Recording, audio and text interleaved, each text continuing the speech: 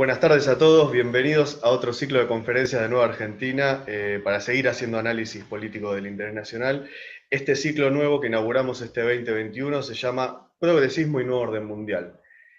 Antes de empezar les pido, a los que no lo hicieron aún, nos están mirando por primera vez, suscríbanse, activando la campanita y vayan a seguirnos en las redes sociales porque todo ayuda a que podamos crecer y seguir generando este contenido.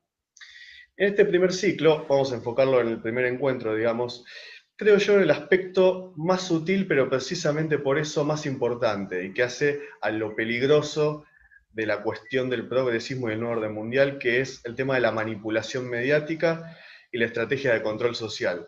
Creo que ese es el primer obstáculo que debemos superar antes de pensar de qué manera resistimos a esto, de qué manera nos posicionamos. Es decir, identificar primero la praxis por la cual se genera esta suerte de creación de conciencias a partir de un relato. Ya hemos tenido un año completo de manipulaciones que culminaron primero un encierro de 8 meses, que ahora parece que estamos ante la puerta de otro, y el hecho lamentable a fin de año que fue la aprobación de la ley del aborto. Para hablar de este tema de manipulación psicológica, de estrategia de medios, me acompaña Lucas Carena, nuevamente, que es licenciado de Comunicación Social y magíster en Diseño de Estrategias de Comunicación, así como también es especialista en Psicología de Masas y Medios Masivos de Comunicación. Nuevamente, Lucas, te agradezco por estar acá.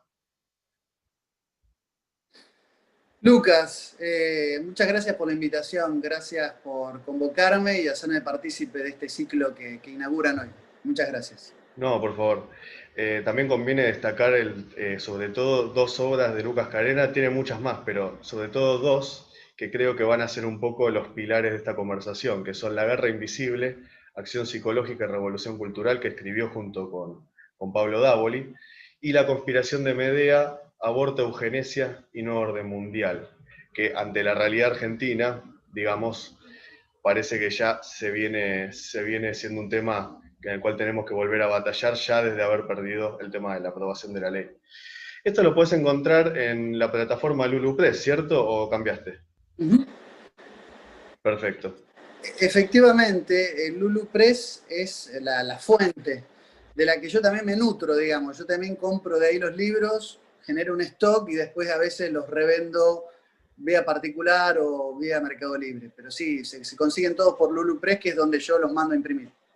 Excelente. Bueno, uno podría pensar que por el título de esta conferencia iría más bien dedicada al tema de la guerra invisible. Sin embargo, en vista que en Argentina empezamos el año casi literalmente, diríamos, con el pie izquierdo, podemos referenciarnos también en la conspiración de Medea. ¿Cómo podemos, Lucas, en este sentido, identificar esta estrategia de control de masas a partir quizá de una lucha que para mucha gente puede ser simplemente la lucha de un grupo social por legalizar algo, como es el tema del aborto? Mira, es muy interesante tu pregunta, Lucas, porque fue el disparador y el motivo de mis reflexiones, de mis cavilaciones a la hora de pensar cómo era posible algo tan evidentemente delictivo como la eliminación sistemática del niño por nacer podía instalarse como un tema de debate siquiera, e incluso legalizarse como una práctica absolutamente lícita y promovida por el Estado. Ese fue el gran interrogante. Efectivamente, se requiere de un trabajo de ingeniería muy minucioso, muy meticuloso, muy pensado. Y la verdad es que existe un fenómeno que se llama, estudiando un poco algunas cuestiones relativas a la física, hay algo que se llama la dolicuescencia, que es una propiedad que tienen algunos materiales sólidos de disolverse en contacto con el aire. Es decir, hay algunos materiales que con el tiempo se terminan disolviendo. Entonces, ¿cómo podemos algo tan terriblemente macabro como es el filicidio institucionalizado disfrazarlo de una conquista, de un derecho, de una lucha que implica una reivindicación? Y efectivamente, para eso es como esconder un elefante. ¿Cómo podemos esconder un elefante? en una manada de elefantes. O sea, vos metés un elefante y ahí es donde se pierde, donde no lo podés ver. Lo que ha pasado de un tiempo a esta parte es que se viene trabajando la cuestión de género, que no se puede escindir del tema del aborto, no se puede divorciar el problema del aborto de la problemática de género. Porque ya hay varias décadas de trabajo, y si uno mira las agendas que fue imponiendo la ONU, de la introducción de la problemática de la violencia contra la mujer, etcétera, para generar un victimismo exacerbado, sobredimensionado, que no digo que no exista la violencia, pero lo que comúnmente se conocía como violencia doméstica tenía que convertirse en violencia de género, para poder justificar una serie de conquistas y de derechos que necesariamente formaban parte de una agenda progresiva, paulatina pero ininterrumpida, de logros a través del tiempo, entre los cuales una de las metas más difíciles y que estaba sobre el final de esa agenda era la posibilidad de legalizar las prácticas abortivas. La ingeniería social fue imponer el hecho de que existe un sistema que hoy está en discusión, si es una entelequia, que de alguna manera lo promovió una de las autoras del feminismo, Kate Millett o Catherine Murray Millett, que habla de esta idea del patriarcado, es decir, un sistema donde hay una predisposición, una predeterminación de privilegios para el hombre que socavan, que menosprecian a la mujer y que la ponen en una situación de vulnerabilidad, de discriminación, etcétera, etcétera. So pretexto de reivindicar a la mujer, una de las tantas cosas que se tiene que lograr a consecuencia de eso, además para eso hay todo un trabajo de instalar en la opinión pública, recordemos los trabajos que Walter Lippmann, cuando escribe Public Opinion, esta idea de manufacturing the concept, la manufactura del consenso, es decir, cómo crear los falsos consensos, cómo inventar estadísticas, cómo fraguar encuestas, algo que retoma Noam Chomsky, la idea de que hay que generar una opinión publicada y venderla como si fuera la verdadera opinión pública. Los medios de comunicación inventan números, es decir, la numeralatría de la que hablaba Peter Sorokin, es decir, bueno, las personas están a favor del aborto o las tendencias de la opinión implican de que la agenda de género es la prioritaria. ¿Quién lo dice? ¿Quién hizo esas encuestas? Fuente, Arial 12, porque no hay ninguna encuesta de esas que sean realmente fidedignas como para establecer. Y sabemos que la opinión pública funciona bajo los condicionamientos de lo que es las tendencias de opinión, lo que es la teoría de la espiral del silencio. Elizabeth Noel Neumann lo explicó muy bien. Los experimentos de Solomon Asch, de cómo nosotros tendemos a cambiar nuestra opinión individual para ayornarla, para adecuarla a la de las mayorías. Muzafer Sharif hizo otros experimentos en la misma dirección, corroboró que nos subordinamos generalmente, tenemos una predisposición a subordinarnos a las tendencias de la opinión pública, que en este caso es la publicada, no necesariamente la opinión pública. Después vino Floyd Allport y también hizo experimentos que demostraron que tendemos a modificar nuestra opinión cuando estamos ante la vista, ante el tribunal ficto de los demás, y cuando esas mismas nos hacen, por ejemplo, el experimento consistía en una serie de preguntas, cuando se hacían las preguntas individualmente, tendíamos a ser más políticamente incorrectos. Ahora, cuando esa misma pregunta te la hacían frente a un tribunal de personas que te miraban, tendíamos a ser más moderados, más políticamente correctos. O sea, nos cuidamos de que nuestra opinión en el fuero externo, en el fuero social público, es mucho más morigerada, mucho más menguada. Entonces, como nosotros tendemos a ayornarnos, los medios de comunicación empezaron a generar la idea publicada, pero no pública, de que hay una agenda prioritaria, necesaria, de reivindicación acerca o relativa a todas esas vejaciones que el patriarcado estaba generando contra la mujer. Y a la mujer misma también le impusieron como agenda de que de esa lucha la principal conquista que podían llegar a tener era la posibilidad de matar legalmente al hijo que llevan en su vientre. Porque ninguna práctica abortiva es segura, eso en primer lugar. Y segundo, porque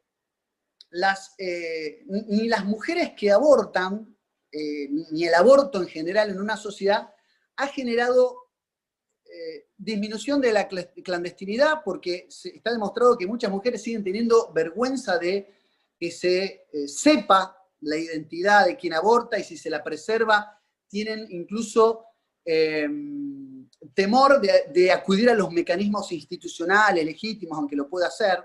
Está la que cree que por eso es más seguro, por lo menos la doctora Chinda Brandolin ha explicado por qué un raspaje intrauterino cerca de una arteria nunca es seguro, incluso aquellas que son con misoprostol, las prácticas abortivas tampoco son seguras, hay un largo etcétera que no me corresponde a mí expresarlo aquí, pero amén de eso, nos han, de manera ingenieril también, inoculado una gran falacia ad novitatem. ¿Qué significa esto?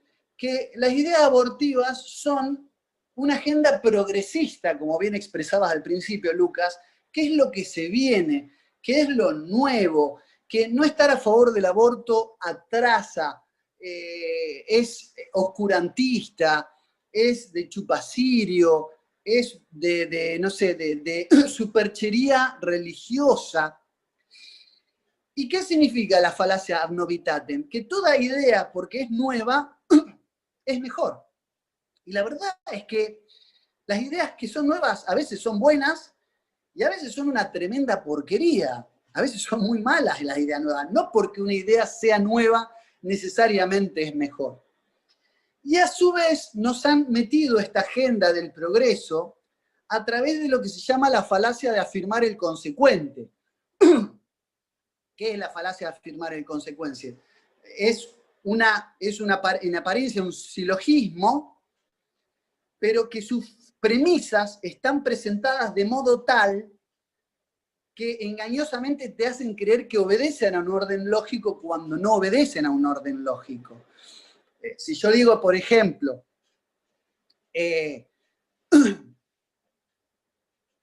todos los hombres son mortales,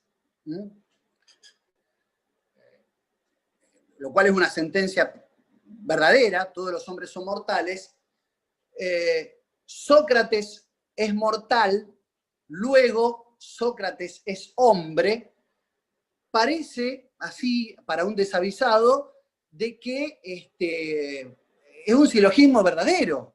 Todos los hombres son mortales, Sócrates es mortal, luego Sócrates es un hombre. Resulta que Sócrates se llamaba mi perro, que era mortal pero que no era un hombre. Es decir, eso se llama falacia de afirmar el consecuente. Qué curioso, es un Lucas. falso. Qué curioso, Lucas, esto que decís de la falacia de afirmación del consecuente, porque era algo que presentó Popper y que es el gran ideólogo de la sociedad abierta que estamos viviendo. Eso es una ironía total. Bueno, Popper consideraba, es muy interesante lo que decís, Popper consideraba en su faceta, digamos, no ideológica política, que es obviamente la sociedad abierta y sus enemigos, sino el Popper epistemólogo, ¿no? La lógica de las ciencias sociales, donde presenta el modus tollens como la forma de hacer verdadera ciencia contra el modus ponens, que desde una perspectiva nominalista conllevaba a una falacia, como bien decir, de afirmar el consecuente. Es decir, a Popper se lo cita para lo que se quiere y no para lo que se debe. Lo cierto es que la falacia de afirmar el consecuente está que si Argentina legaliza el aborto, Argentina va a ser un país de avanzada, porque los países centrales son países que han legalizado el aborto. El falso silogismo es, todos los países avanzados han legalizado el aborto, Argentina ha legalizado el aborto, luego Argentina se convierte en un país central, en un país potencia. Es decir, nosotros automáticamente, cuando se reglamente la ley de interrupción voluntaria, la mal llamada ley de interrupción voluntaria del embarazo, vamos automáticamente a ser una potencia industrial. O mágicamente, por arte de magia, cuando se legalice, se instrumente y se haya una reglamentaria de esta ley, nosotros vamos a hacer una cultura con altos índices, bajos índices de analfabetismo, con altos niveles de cultura, es decir, los museos se van a llenar, las bibliotecas no van a dar abasto porque vamos a ser un país culto, vamos a ser un país elevado en nuestro carácter moral y cultural. O sea, ¿te das cuenta de la falacia? Entonces, ¿qué te dicen? No, vos estás en contra del aborto, sos un bruto, te quedaste en el pasado, los países de avanzada lo legalizaron. A los países de avanzada lo están haciendo mierda con el aborto. Perdón la expresión, estamos en una conferencia, pero no es una expresión académica, pero la verdad es que los países que eran de avanzada por un montón de razones, pero ninguna por la legalización del aborto, a esos países que habían crecido y se habían desarrollado por un sinnúmero de motivos entre los cuales no estaba, sin lugar a dudas, la práctica del aborto, ahora con el aborto están reduciendo su población, la población nativa está quedando supeditada a las mayorías inmigratorias, que ese es otro problema también, incluso le inoculan en la mente, me estoy refiriendo sobre todo a la Europa septentrional, le inoculan el mal de la xenofobia, de que tenemos que ser una sociedad abierta, ahí tenés, y recibir a los inmigrantes, que ahora son mayoría, que imponen sus modos y sus formas de conducta. Es decir, es una degradación paulatina entre las cuales está el aborto. Pero el aborto no es un elemento que nos catapulta a ser países de avanzada. Es una de las primeras instancias de la debacle, del declive, de la decadencia de los países centrales. Países que tienen envejecida su población, países donde no hay niños, países con sociedades fragmentadas, países con sociedades atomizadas y países que están hoy por hoy sufriendo las consecuencias de este desmembramiento del tejido social que se está haciendo con un montón de trabajos de ingeniería, entre ellos la legalización del aborto, que ya tiene algunos años más que en los países periféricos, en este caso los países del cono sur de Iberoamérica, en los cuales están tratando de llevar adelante lo mismo, ¿no? Bueno, justamente esto último que dijiste me viene muy bien para pensar, digo, Europa, parece que siempre, quizá la única ventaja de estar en la dependencia es que venimos un poco atrás en esas cuestiones, por lo cual tenemos más tiempo para frenarlo a tiempo, digamos, e ir para atrás. En ese sentido, ¿se está aplicando en Sudamérica, en el Cono Sur, lo que en Europa ya se venía aplicando, que es lo que se llama la ventana de Overton? ¿Podrías explicar un poco de qué se trata esto?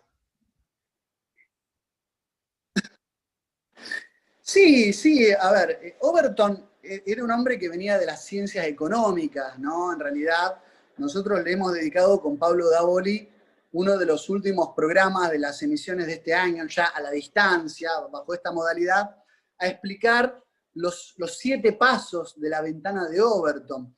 Pero básicamente la ventana de Overton sí es una metáfora, ¿no?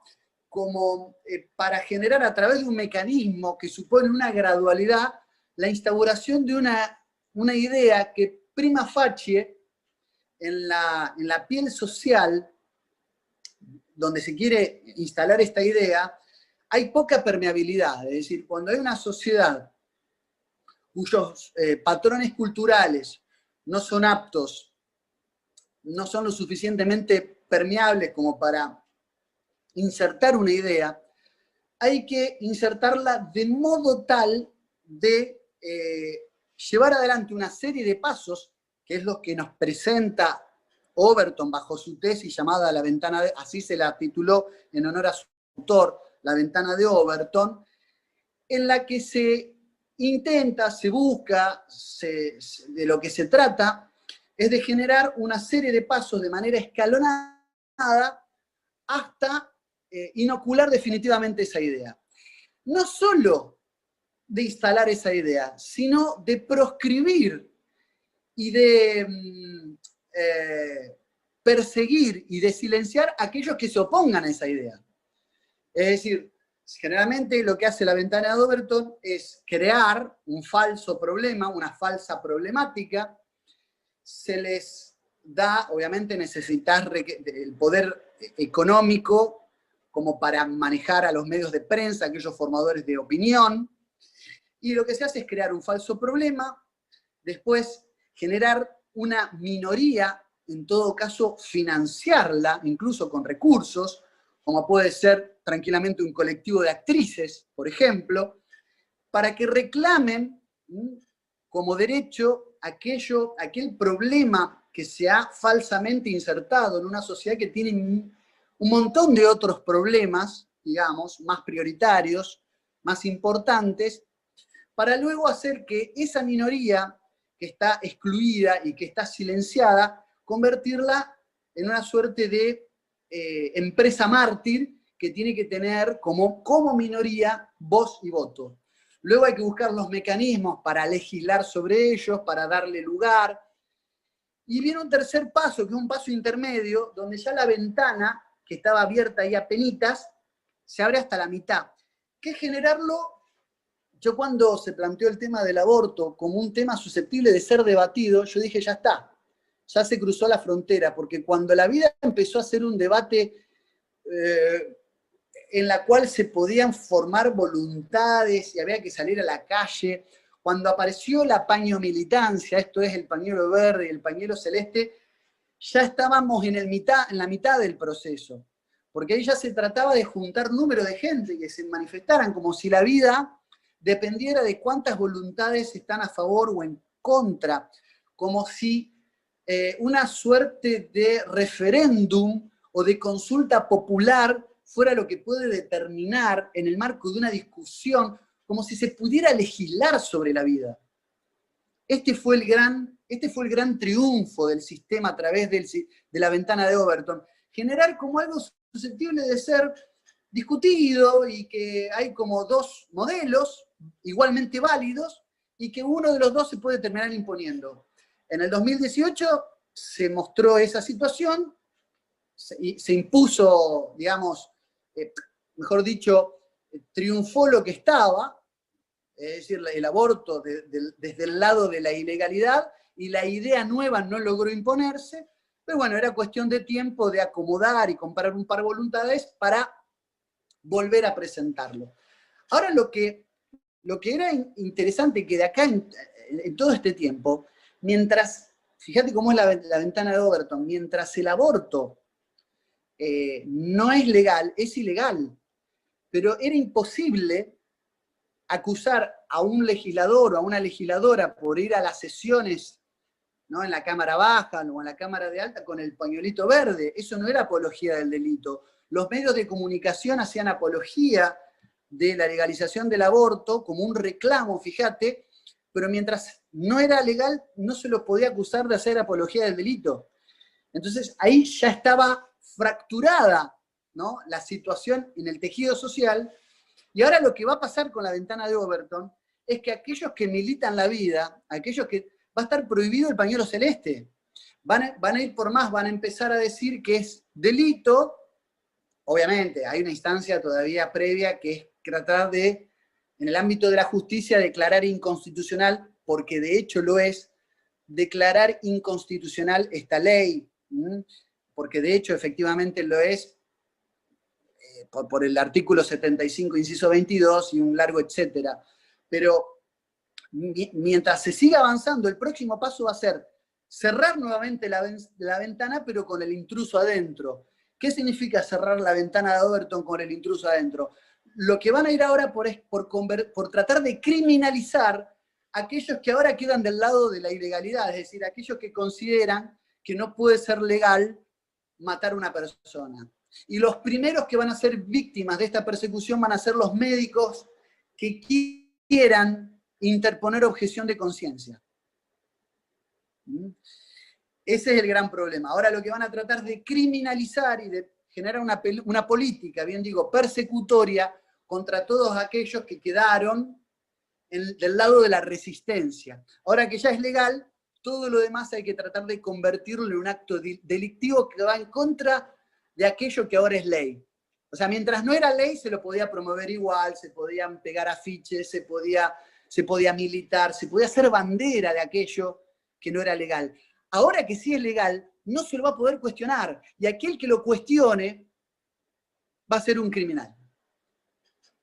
Esa es la ventana de Overton, tomando como ejemplo claro, digamos, para no perdernos en la explicación abstracta de cómo funciona la ventana de Overton, con el tema concreto del aborto. Así funcionó. Claro, totalmente.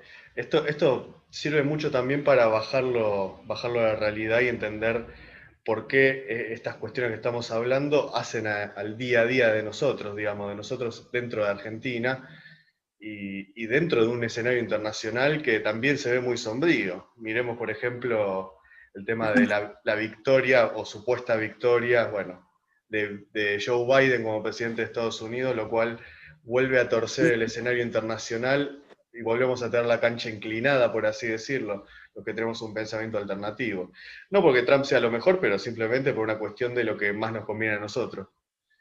En este sentido, ¿cómo ves la opción, claro, cómo ves la opción, por ejemplo, el tema de los medios de comunicación estadounidenses y qué escenario ves para este mundo que se viene ahora en esta nueva década? Bueno, la primera gran apuesta por las redes sociales la hizo Barack Obama, todavía en la gestión Obama. Y después Donald Trump, que como outsider, entrecomillando esto de outsider, porque como bien dijiste, no es santo de mi devoción. Lo que pasa es que esto se lo explicaba a quienes me cuestionaban que yo parecía desde mi canal defender con el tema del fraude electoral en Estados Unidos la figura de Donald Trump. Donald Trump se ha convertido en el elemento débil de la interna enemiga. ¿Qué es esto? Es el elemento más débil de la interna enemiga. Entonces, mi posición estratégica, desde una perspectiva política, tiene que ser fogonear a ese elemento débil que está dentro de una interna, digamos, yo no estoy diciendo que es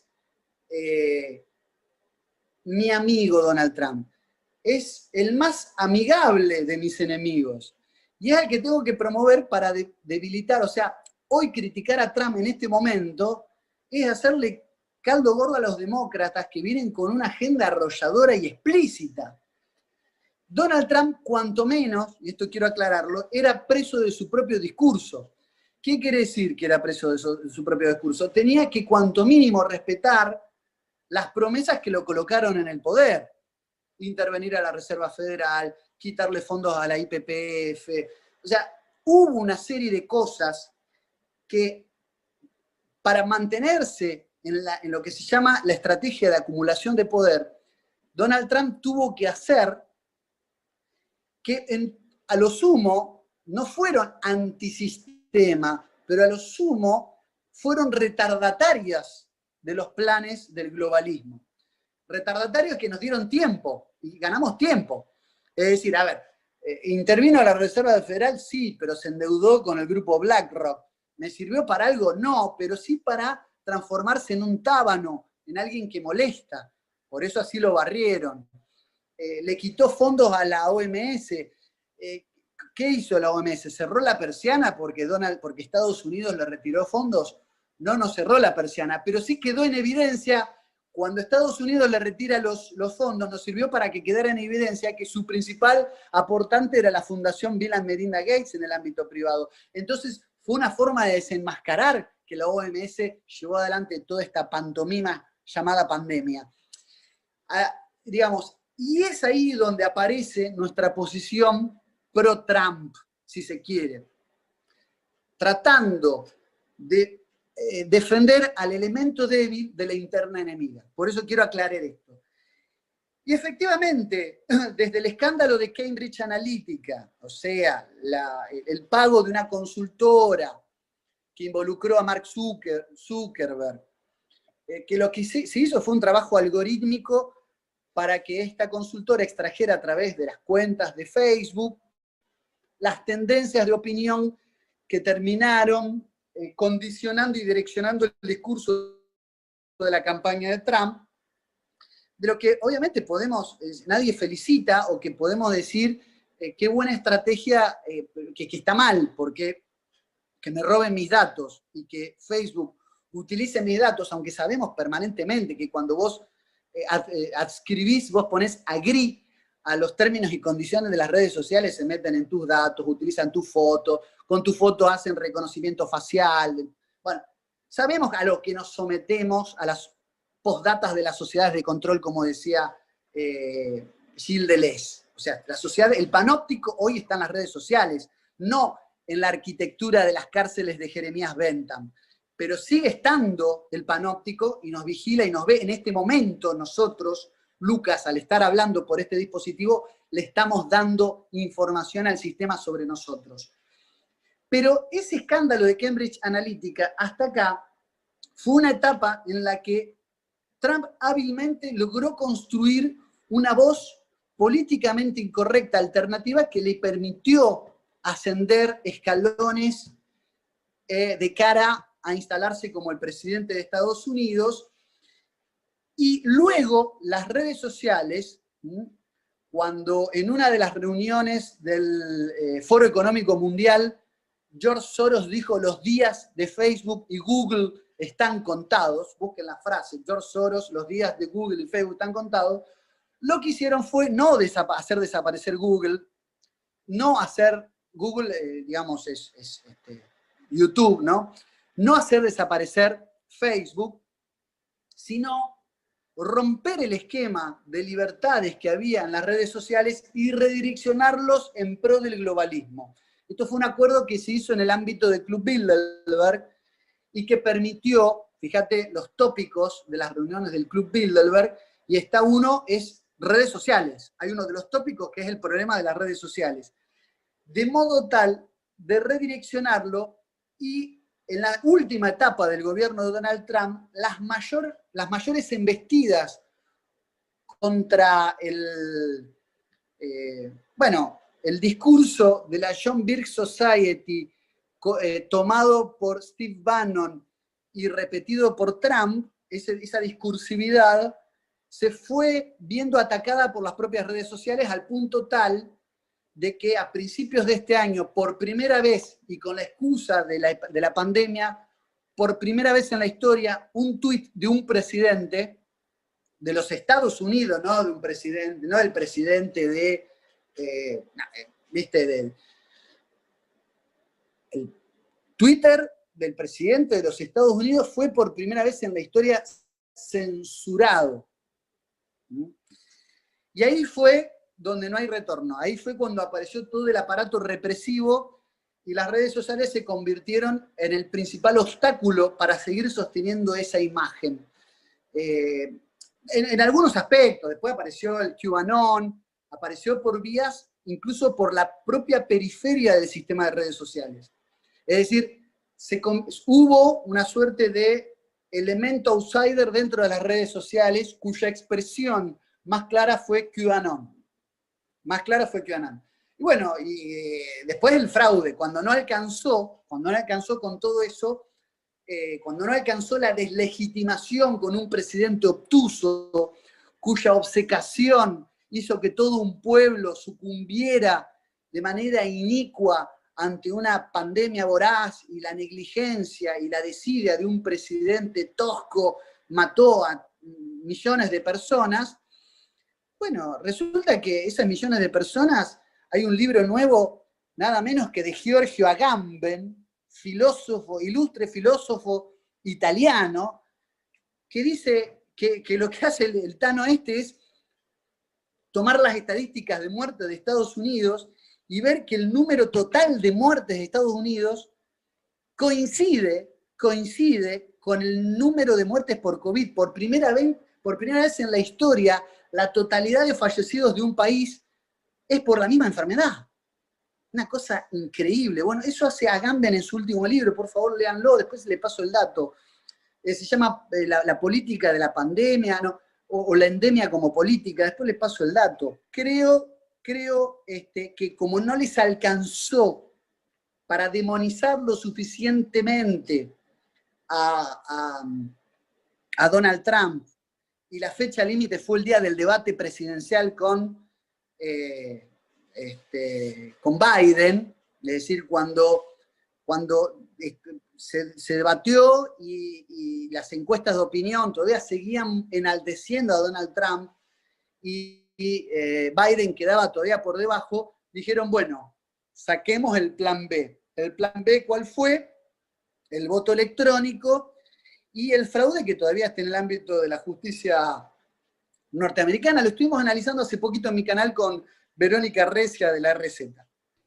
Es realmente algo que me estoy preguntando últimamente en este contexto de manipulación, entendiendo también la época en la que vivimos, ¿no? No podemos dejar de circunscribir este contexto a la época y al paradigma, si se quiere, que estamos viviendo.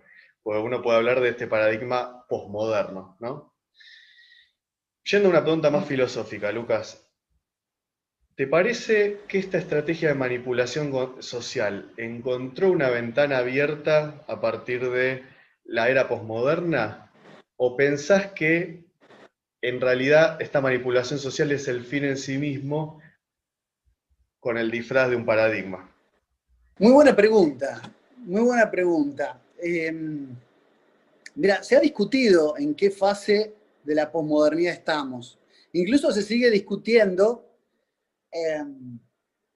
si efectivamente estamos en algo que se puede llamar posmodernidad. Es muy interesante porque, así como en 1784 Immanuel Kant escribe para Filosofía de la Historia, que era una revista académica, un artículo que se llamaba ¿Qué es la ilustración? Basis ad Clerum, ¿qué es la ilustración? Donde la ilustración, de alguna manera, es el momento histórico donde la modernidad se pregunta por sí misma, es decir, ¿qué es la modernidad? Es como una especie de estado de madurez para Kant, porque es el único momento de la historia donde la historia tiene conciencia de sí misma. Es decir, los medievales no se preguntaban, no decían, nosotros estamos en la Edad Media. Aparte, medio entre qué y qué. O sea, ningún medieval se llamaría a sí mismo medieval. En cambio, los modernos sí se llamaron, nosotros somos modernistas, que es otra manera de decir actualistas. Moderno viene de moda. A lo que voy es que, por primera vez, la pregunta de la modernidad es, ¿desde cuándo estamos en la modernidad? ¿Por qué somos posmodernos? Así como el ser humano es el único ser que se pregunta por su propia existencia, qué es lo que soy, después podemos discutir si soy un bípedo implume o si somos, como decían los platónicos, o un son politicón, o un ego cogitans, es decir, después podemos discutir qué es lo que somos, pero evidentemente el ser humano es alguien que se pregunta por sí mismo y tiene conciencia de sí mismo, de alguna manera hay una conciencia de sí mismo. La modernidad era el primer momento de la historia que tomó conciencia de sí mismo y llamó a los periodos anteriores de tal mundo clásico, mundo antiguo, mundo medieval, etcétera, etcétera. La posmodernidad también se pregunta por sí misma, pero la pregunta de la posmodernidad es, ¿hay posmodernidad o no? Y nunca la puede responder. La diferencia entre la posmodernidad y la modernidad, la diferencia cabal, es que la posmodernidad está permanentemente discutiendo si eso no es, y no lo tiene definido. Por eso tenés filósofos tardomodernos, como Habermas, por ejemplo, o tenés filósofos posmodernos que consideran que la modernidad como proyecto y como promesa se terminó. Lyotard, Baudrillard, Lipovetsky, qué sé yo, Bátimo, podría estar hasta mañana. Es decir, hay un montón de filósofos que consideran que la modernidad como proyecto y como promesa, porque La modernidad no es más que una promesa de alcanzar un estado de plenitud mediante la entronización de la diosa razón. Hay una idolatría de la razón, y ahí es donde aparece la pregunta por la modernidad y por la ilustración. Ilustración es luz, luz natural de la razón. En este sentido, la posmodernidad es la pregunta de la modernidad es tratar de justificar que se terminó la modernidad. Y es un diálogo entre modernidad y posmodernidad. Están los que dicen se terminó y están los que no. En esa tensionalidad de si estamos o no estamos en la modernidad, es que aparece la posmodernidad. Aquellos que le han dado sentencia de muerte, aquellos que tienen el certificado de defunción de la modernidad en la mano, esos son los posmodernos. Y la posmodernidad, como caída de los grandes relatos, como forma amañada o modernidad líquida, al decir de Bauman, como era del vacío, al decir de Lipovetsky, como era del pensamiento débil, si cito a Gianteresio Bátimo, es decir, es como una especie de modernidad que se ha fagocitado, es como un exceso de modernidad en estado, ha rebalsado la modernidad y está acelerando en el vacío. Se ha muerto de alguna manera por sus excesos.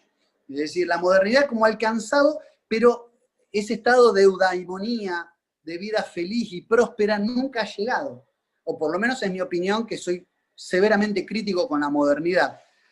Entonces, la respuesta a tu pregunta es sí, yo creo que las condiciones propicias para este tipo de debates, este desprecio por la vida, esta situación de era tecnotrónica, como la proponía Brzezinski, ¿no? Esta idea de que vamos a tener un mundo gobernado por científicos y burócratas, en donde se anula el contenido de lo político, porque hay un vaciamiento de lo político. Ahora ya la sociedad no se rige por el debate de ideas, no se rige más por la imposición de las ideas bien argumentadas, sino por protocolos. Nos quieren llevar a un mundo de protocolos, porque si no atentamos contra la salubridad pública, contra los estándares sanitarios que nos imponen.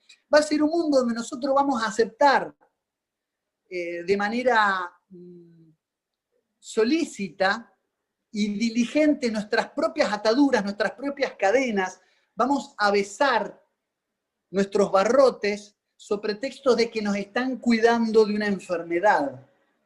Y el gran problema de esto es que el gobierno mundial de científicos anula nuestra capacidad de pensar críticamente. Es decir, si yo voy en contra de lo que dice una opinión final, soy fake, soy bulo, soy negacionista, soy anticuarentena, antivacuna. Bueno, es muy peligroso esto, es muy peligroso porque la sociedad de la diversidad, del pluralismo, así, en un chasquido de dedos se transformó en dictadura mundial. Y te metieron la dictadura mundial y todavía están quienes, ay, ¿cómo vas a decir? No, en realidad opiniones como la tuya ponen en peligro a todos. Bueno, eso es ingeniería social. Eso es ingeniería social. Y es el costado más perverso de la dictadura mundialista que se viene, con marca de la bestia de mediante, porque sin vacuna no te vas a poder subir a un avión.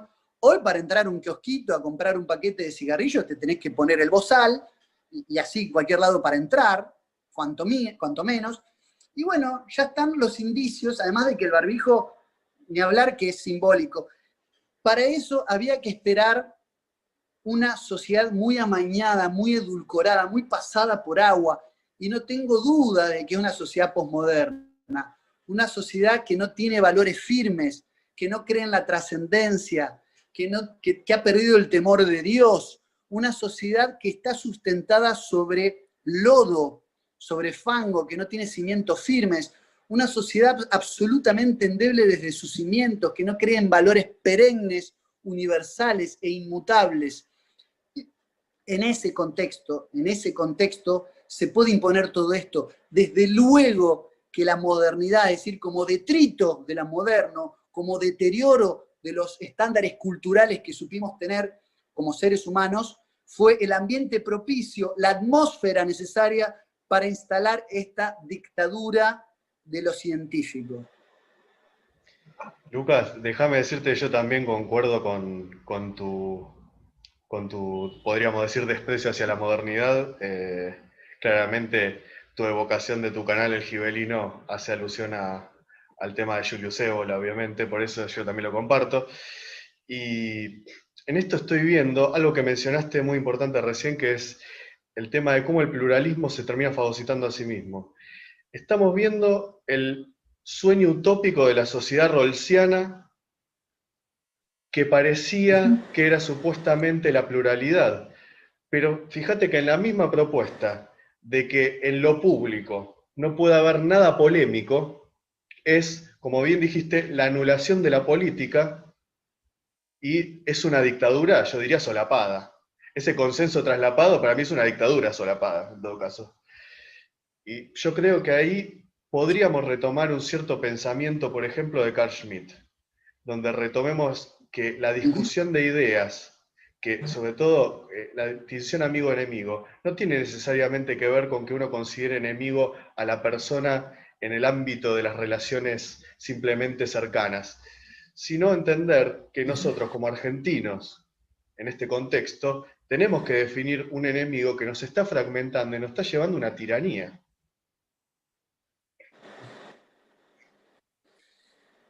Sí, concuerdo, Lucas, escribo totalmente. El verdadero alcance de lo político de Clausewitz a Schmitt está obviamente en la decisión, en la toma de decisiones ante el estado de excepcionalidad. O sea, para Carl Schmitt el verdadero concepto de lo político tenía lugar allí donde estaba la excepcionalidad, porque es donde se dejaba ver el opacamiento de la verdadera esencia de lo político que hacía todo el sistema vertebrado en leyes, o sea, todo el sistema jurídico. El sistema jurídico, sobre todo en estas discusiones con Hans Kelsen, ¿no?, que es el autor de la teoría pura del derecho, en ese debate Schmitt-Kelsen, uno amante de la jerarquía de la ley, toda esta cuestión del purismo de la ley, un sistema racional basado en lo jurídico,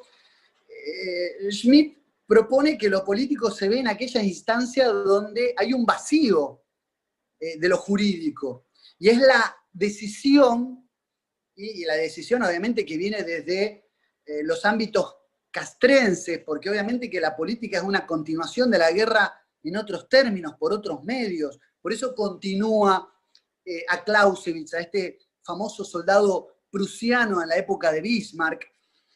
Y en esta toma de decisiones hay una política en sentido schmittiano a partir de que todo lo que es la cuarentena implica simular un estado de excepcionalidad. Entonces, se habla de toque de queda, pero no hay estado de sitio. Se habla de cuarentena, pero, es decir, hay como un estado de excepcionalidad para que la población le dé estatus plenipotenciario a sus mandatarios. Es decir, ante una situación de invasión, de guerra, los atributos del poder en los que toman las decisiones tienen que ser cuasi absolutos, porque no puede estar consultando o llevando todo a un ámbito de una asamblea o esperar que una ley pase por ambas cámaras para poder tomar una decisión. Entonces, la excepcionalidad se ha planteado para que los que toman las decisiones puedan decidir rápido y por todos. Y ahora, incluso renunciando a libertades individuales y a derechos adquiridos. Entonces, se ha utilizado a Schmitt para imponer esto.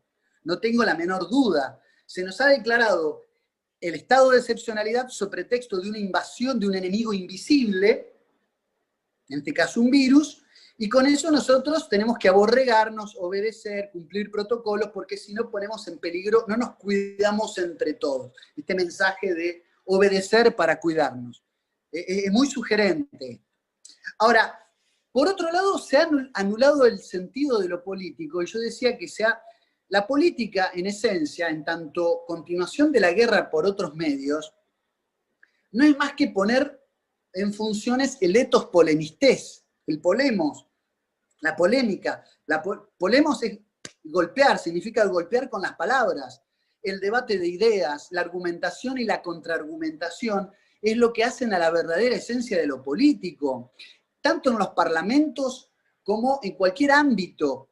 Pero en este sentido, el vaciamiento de lo político está dado en que esta situación de excepcionalidad no lo elige un caudillo, un líder político / militar que nos protege desde una perspectiva del partisano, ¿no? de uno de nosotros que conduce. Esto se está pensando desde que tenemos que obedecer y ayornarnos a las decisiones que tome una minoría ilustrada en función de que son científicos y que conocen sobre virología, que conocen sobre pandemia, que conocen sobre inmunología. Entonces se anula lo político porque se interpone un discurso científico o pseudocientífico o pretendidamente científico para no poder argumentar nada, para no contraargumentar nada, para anular el pensamiento crítico, para silenciar a los que se ponen en contra, para perseguir incluso a médicos que tienen un criterio propio a la hora de juzgar lo que está pasando con esta manipulación respecto de la pandemia. Ahí es donde está el vaciamiento de lo político. Es decir, el gobierno de científico tiene la peligrosidad de decir, bueno, es una decisión política no cuestionable, porque es una decisión basada en fundamentos cuya erudición no están al alcance de lo que sos vos, que soy yo, que somos todos los giles que tenemos que obedecer de manera penitente y genuflexa lo que un comité de expertos, con Pedro Kahn a la cabeza y la OMS, llevan adelante consumando los antojos de Bill Gates, que no hace otra cosa que repetir que sobra a la gente en el mundo. Entonces ahí cuando uno siente que me están tomando el pelo, y donde uno se empieza como a organizar y se empieza a levantar. Por eso digo, es muy peligroso esto de anular el verdadero contenido de lo político cuando te dicen, bueno, ahora pasamos de la partidocracia y de la plutocracia, que de por sí es cuestionable como sistema, al gobierno de los científicos, ¿no? A una suerte de aristocracia científico-técnica, porque ahora ya no hay posibilidad de ascenso, hay como un sistema de estamentario, pero ahora que se transforma en una situación de castas. Ahora nos gobiernan los científicos y no hay permeabilidad. Vos no podés, Lucas, llegar a una banca de concejal, pero no podés llegar al comité de expertos en vacunología. Vos estás totalmente, yo también, por supuesto, estamos totalmente afuera de ese ámbito de discusión. Ahora, ese es el ámbito de discusión que decide por todos nosotros. Vos o yo podemos llegar a ser legisladores, vos podés ser legislador porteño, yo puedo llegar a ser diputado provincial por Santa Fe, vos podés llegar a ser, y ojalá lo seas, presidente de la nación, pero ninguno de nosotros puede ser miembro ilustre del Consejo de Virología, que la OMS, ¿entendés lo que te digo? Es una forma de generar una brecha y un abismo entre los que toman la decisión, entre los que mandan y los que obedecen. Y eso es sumamente peligroso. Comparto plenamente en que es muy preocupante la anulación de lo político, porque en realidad es por definición cualquier tipo de totalitarismo. O sea, vamos a un totalitarismo de hecho disfrazado de democracia, que ya era un disfraz de la plutocracia, como bien dijiste. En esta época, que estamos ante esta situación, lo que queda es refugiarnos en lo nacional y la identidad, porque eso es quizá lo que nos puede dar esa cuota de recuperar el concepto de lo político, ¿no? Frente a este globalismo que nos despersonaliza, ya sea por el gobierno de científicos, ya sea por todos estos tipos de mecanismos de manipulación que hacen que la identidad nacional no valga tanto, sino que vale el capricho de la agenda de turno, ¿no? Por ejemplo, todo parece indicar en esta época que una estrategia aún así, a pesar de que nosotros nos amparamos en lo nacional, en el nacionalismo, debe ser, aún así, no diría global, pero por lo menos establecer acuerdos estratégicos, quizá con otros países que se den cuenta de esta misma situación. No sé qué te parece, ¿cómo hacemos para, digamos, cabalgar el tigre de este ataque constante a la personalidad, a la identidad? ¿Y en qué medida estas herramientas que tenemos, que son para la manipulación social, nos sirven también de punto de apoyo para resistir? Es muy interesante lo que dijiste de la despersonalización.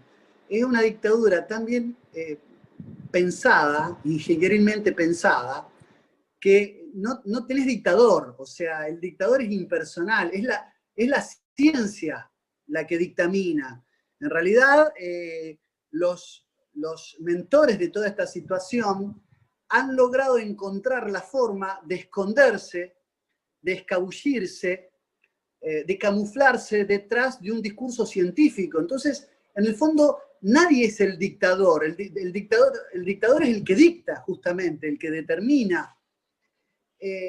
Entonces, no hay un dictador.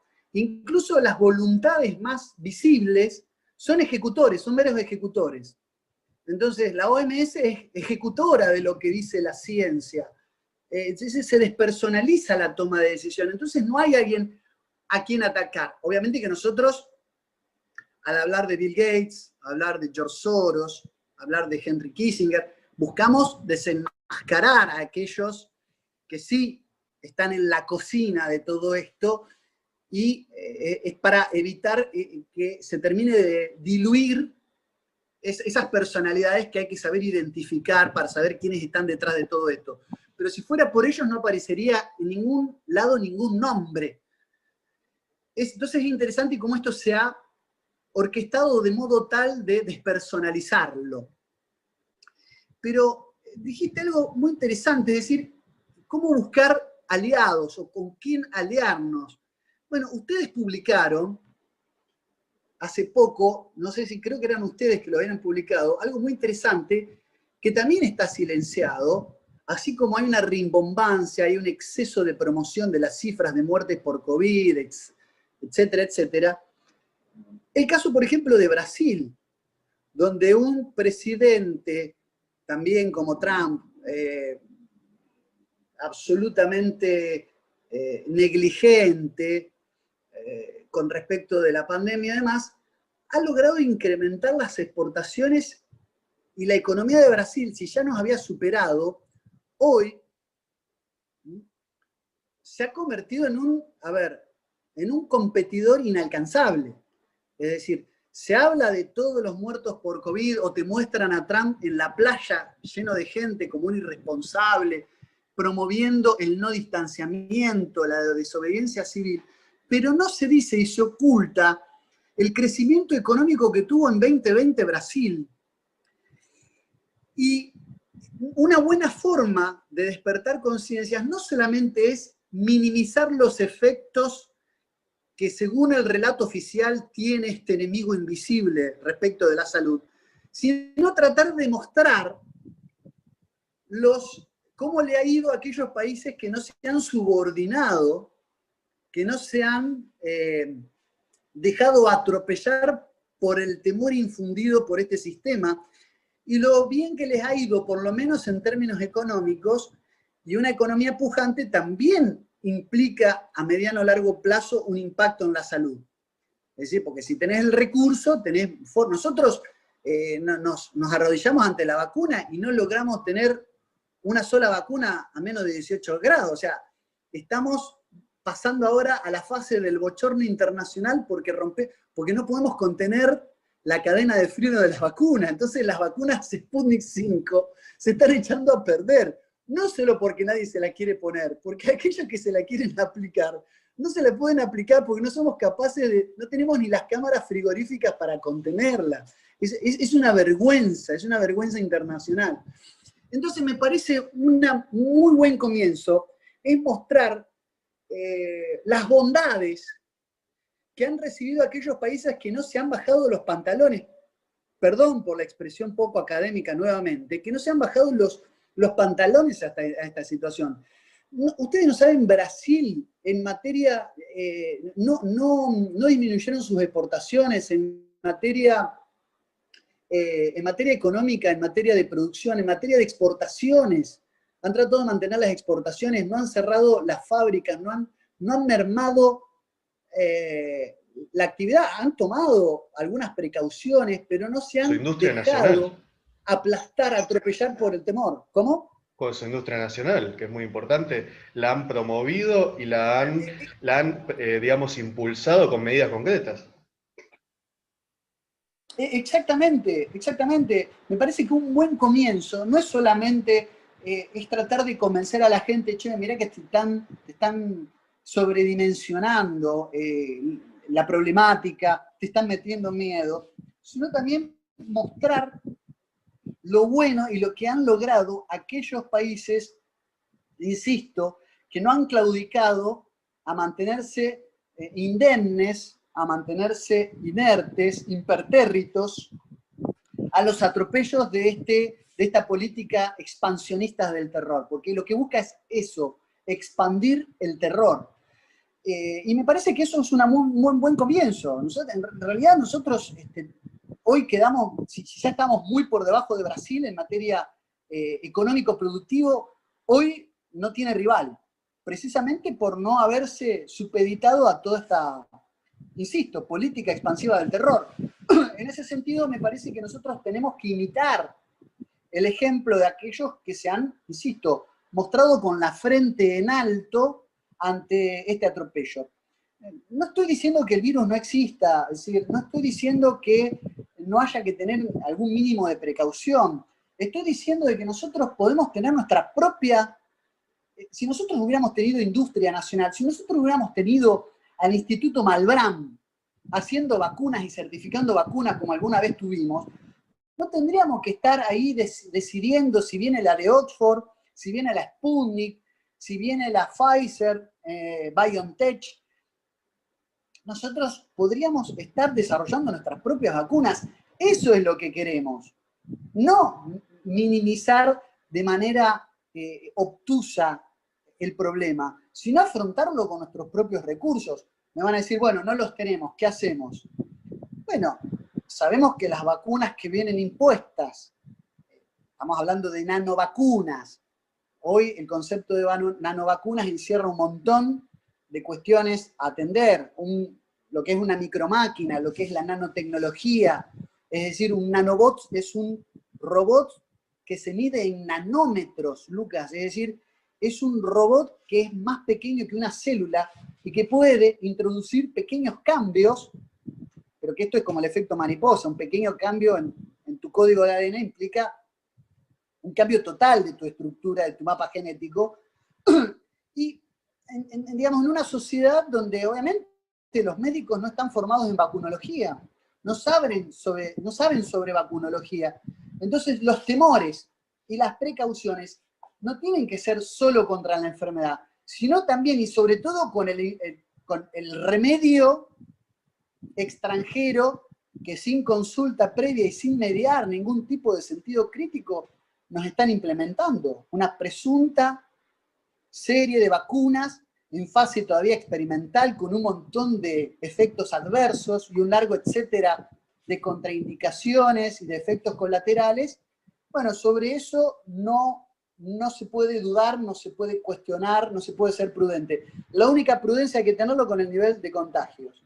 Y para eso tenemos que volver a fase cero. Ya se especula que el 15 de enero vuelve todo a fase cero, a acuartelamiento total.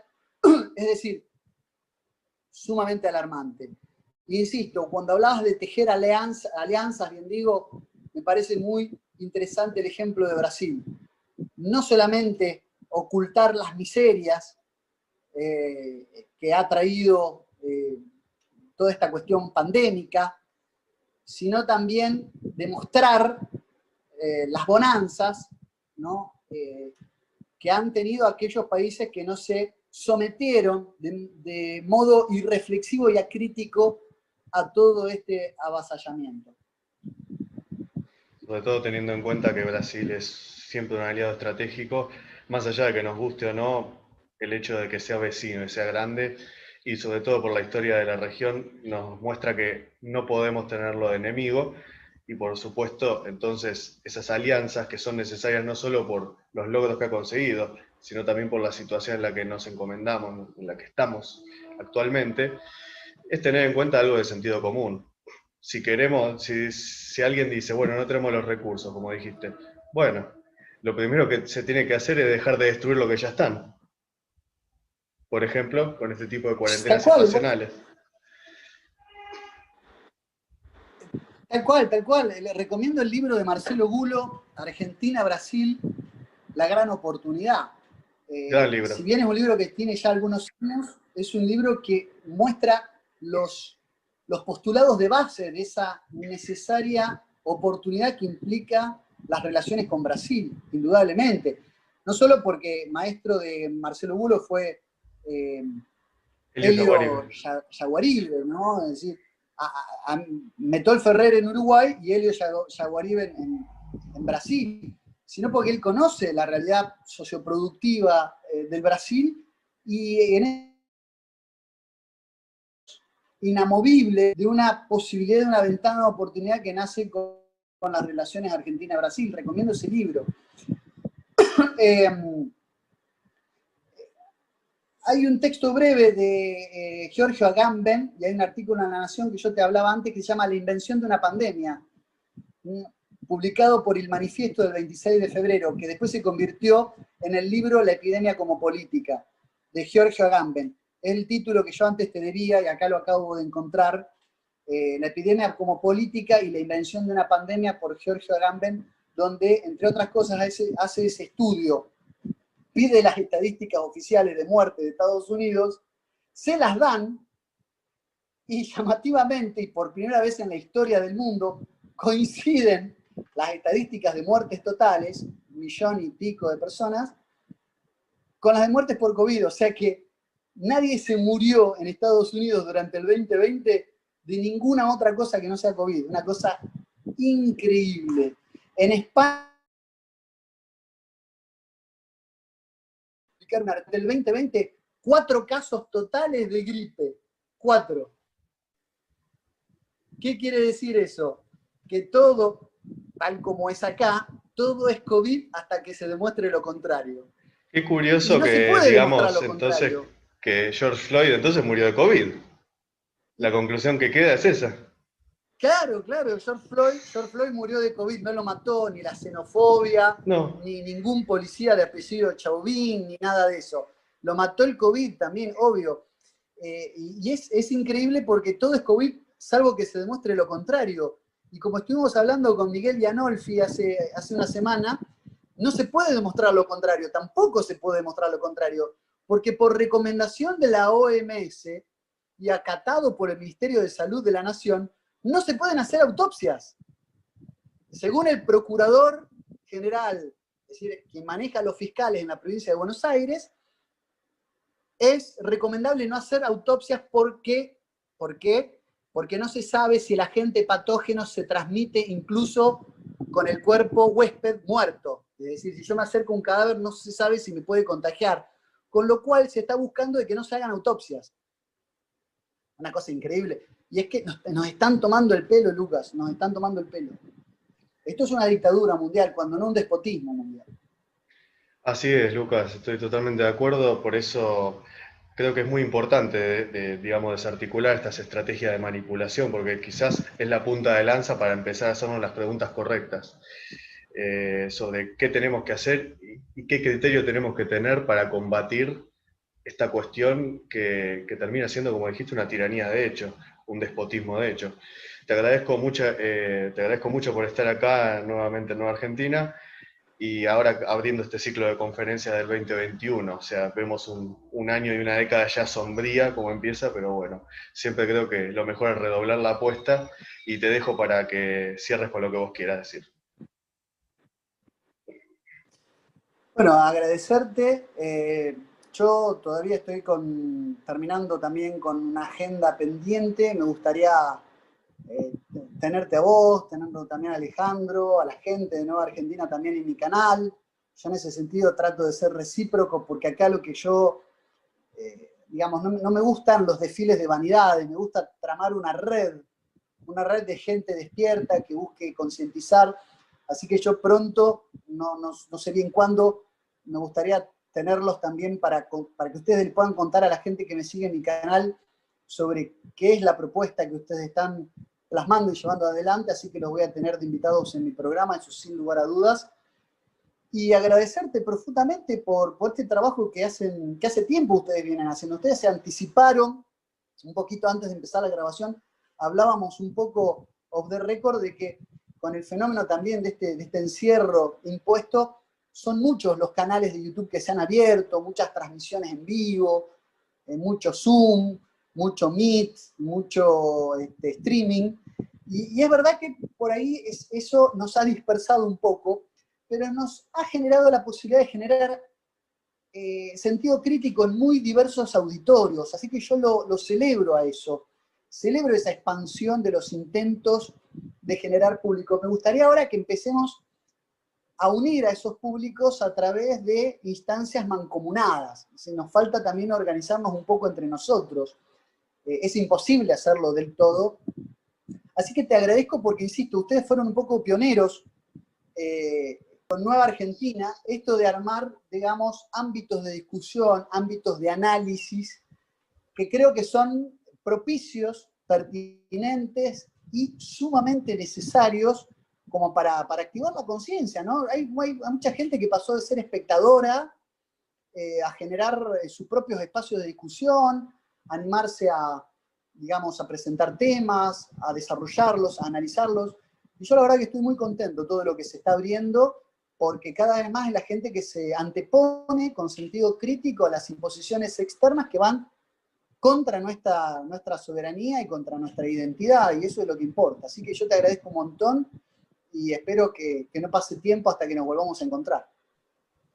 Sí, totalmente, opino lo mismo. Esperemos encontrarnos pronto en otro de estos diálogos. Así que te mando un gran abrazo, te mandamos un abrazo del equipo de Causa y nos estaremos viendo hasta la próxima, y a los demás los veo en el próximo episodio del ciclo de conferencias sobre progresismo y nuevo orden mundial. Hasta luego. Si querés ayudarnos a seguir generando sentido común, entra al link de Patreon que te vamos a dejar en la descripción. Con tu donativo, por mínimo que sea, estás ayudando a que pueda existir una alternativa desde el nuevo nacionalismo, para que Argentina y América en su conjunto pueda despertar y ser una potencia.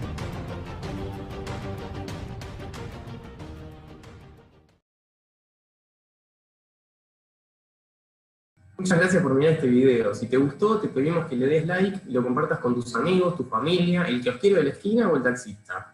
No te olvides de suscribirte a nuestro canal y darle a la campanita para que te lleguen todas las notificaciones y seguirnos en todas nuestras redes sociales.